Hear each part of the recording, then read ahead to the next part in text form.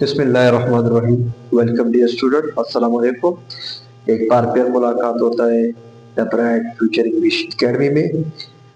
कल का जो हमारा लेक्चर था वो डिफाइंड केमिस्ट्री के बारे में था या व्हाट इज केमिस्ट्री के बारे में।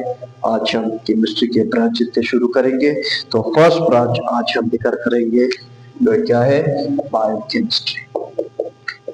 बायोकेमिस्ट्री बायोकेमिस्ट्री हर वो रिएक्शन जो लाइफ में हो, जिंदा अजसाम में हो, उसको हम क्या कहेंगे, बायोकेमिस्ट्री। अब हम डिफिनेशन लिखेंगे। The branch of chemistry. Biochemistry किसका ब्रांच है? केमिस्ट्री का एक ब्रांच है। In which we study about those reaction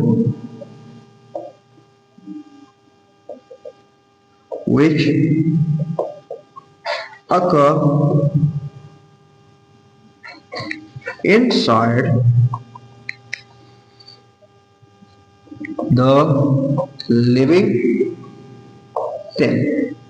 आप लिविंग सेल भी कह सकते हो, लिविंग ऑर्गेनिज्म भी कह सकते हो।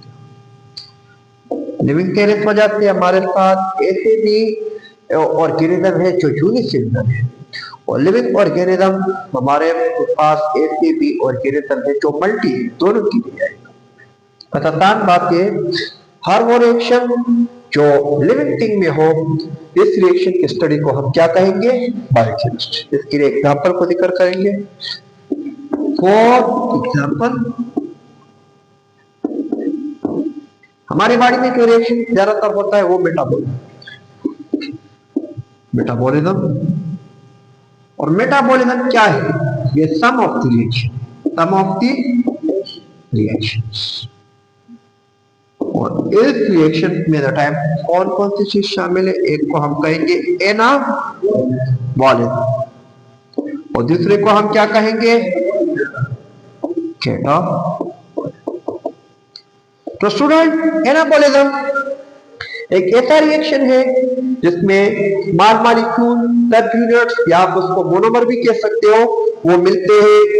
और अगर हम यहाँ पर प्रोटीन का जिक्र करेंगे तो प्रोटीन के सब यूनिट अमीनो एसिड है। अमीनो एसिड एक दूसरे के साथ पेप्टाइड बॉन्ड के साथ मिलते हैं, पेप्टाइड, डाइपेप्टाइड, ट्राइपेप्टाइड। फिर इसके बाद पॉलीपेप्टाइड का एक बड़ा चेन बनता है और जिससे लार्ज मॉलिक्यूल या आप कह सकते हो पॉलीमर वजूद में आता है, इसको हम प्रोटीन कहते हैं। फॉर एग्जांपल, ये हमारे साथ एक अमीनो एसिड हो गया, ये सेकेंड अमीनो एसिड।